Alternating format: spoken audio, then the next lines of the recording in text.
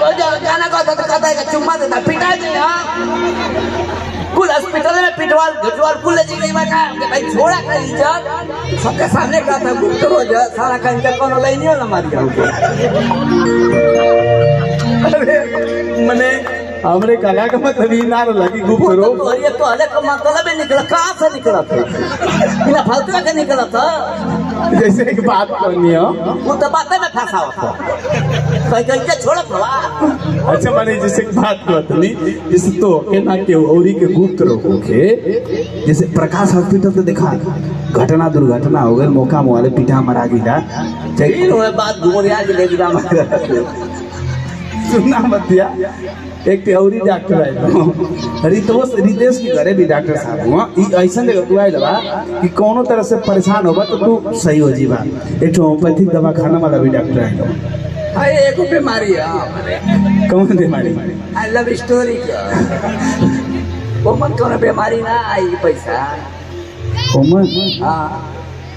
वो मन ऐसा ना दवाई खेल की लव स्टोरी छूट जाए। अच्छा वो उनके आवे तो पहले वो सुना पहले वो जो डॉक्टर है वो हम पैकेट दे का हां वो हम पैकेट दे का कौन सी का हम पैकेट का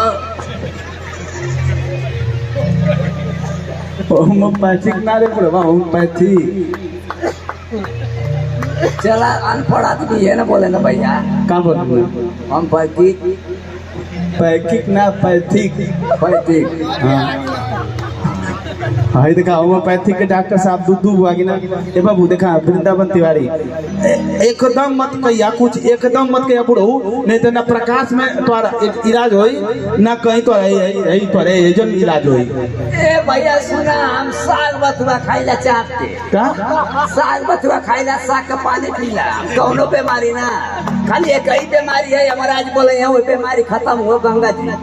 अभी कौनो बीमारी ना लेकिन तू घोड़ा बचावत हो मैं गुप्त रोग कौन कौन गुप्त रोग हो ये बात तो मालूम है कौन एक दिन ना हाथ रहना हमारे साथे हुए जाइए कते खले बताइए कि गुप्त रोग पकड़ा हम कहला कि हमारे साथे मत ना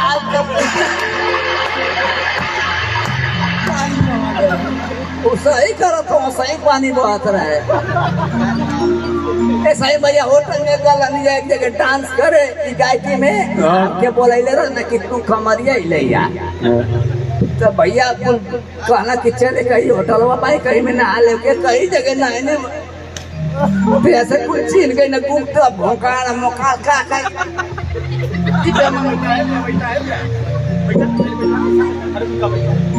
ए सुना भैया कला का मतलब क्या हमारे सीधा सीधा देखा गलत कला का मतलब ना क्योंकि देखा सब हमने के कार्यक्रम के मजे से ऐसे सुना था कि हम कुल बात सही करते ला हम ना सही करते ए बुढ़वा तू पिटाई वाला बात करता ला ना पिटाई तो हम प्रकाश हॉस्पिटल नहीं जाए अरे हम पिटैला से तनी नीचे वाले कदम पहिनी हो गुप्त रोग पहिनी है फिर नई में घिसरा के लेके सही कहीं पैदा करिए का हो गुप्त रोग वो बीमारियां अच्छा छोड़ा ज्यादा कुल बात के एक तरफ रखला के जरूरत बात जैसे माना चिरकुट प्रोग्राम देख गई बाना चाहे प्रोग्राम देख गई बाना एक गांव में देखे कर क्या देखे कर मैं तो बार-बार फंसा तो कहाँ दे रही क्या दे रही कब खाने गुप्त रोज पकड़ लेवा कर में अस्पताल पकड़ लेवा तो खाने देखे गले कहाँ देखे गली कैसा पूछा कहाँ दे ले हर प्रोग्राम को गई बाना एक और देखा कि प्रोग्राम देखे कर ये गवा में देखे कर कहीं मतलब फंसा दे बालाई मनोर दिया बाहर अरे रवा पगला ए बुढ़वा सुन हमारी बात पहले सुना बोली हम बीच में तू ना बोलो महतारी कसम खाता थी बरांडी करी लेकिन सही जमल न पर बोला पक्का ना हाँ इसे ही प्रोग्राम देख अरे प्रोग्राम कब के गए बनो यहाँ से रात दिन का मैं उठल राती के 12 बजे जिससे का होला ना कुछ लोग ऐसा जाना चोरवन मतीन केवड़िया मंगुरिया डाल कैसे खोली जैसे लगे कि कितना बढ़िया अपराध के लो मरीज भैया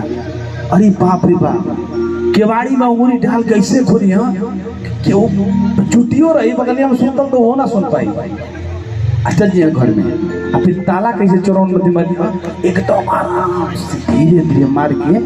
चल दिया छत्ता पर सोते अरे कहीं सोते क्या मतलब जना तमरो हुआ है ऐसे चोरी से ताला तक ऐसे खोबिला ऐसे हम खोबिला ए बड़ो जे भोगेला ना वो जानेला तू भोगत ना ना हुआ समझ गए नहीं हम कहाँ से बात करता बोला हाँ तो जे भोगेला जैसे मान ला ऐसा बहुत लोग के ऊपर बीतेला कि जैसे ना राती का होला कि मेहरारू परेशान कर ली सो कि जैसे प्रोग्राम में देख के आवत बड़ा मेहरारू डिस्टर्ब कर ले पूरा 2-3 दिन से रात भर जात आदमी के मजबूरी